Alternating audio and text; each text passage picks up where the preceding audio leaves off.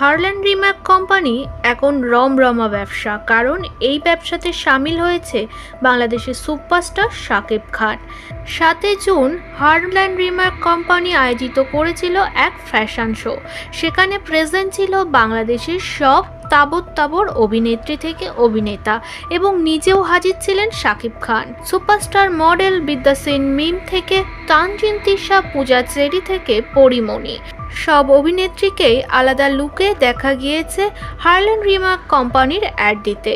তবে এত আয়োজিতর মাঝেও যেটি নিয়ে সমালোচনা শুরু হয়েছে সেটি হলো অপু বিশ্বাস না থাকার কারণ অপু বিশ্বাস হারল্যান্ড রিম্যাক কোম্পানির সঙ্গে অনেক আগে থেকেই জড়িত।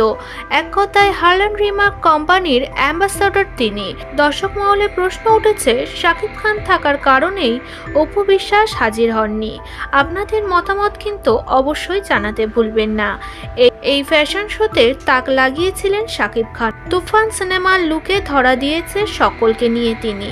সেখানে নেচে গেয়ে জমজমাট পরিবেশও তৈরি করেছেন শাকিব।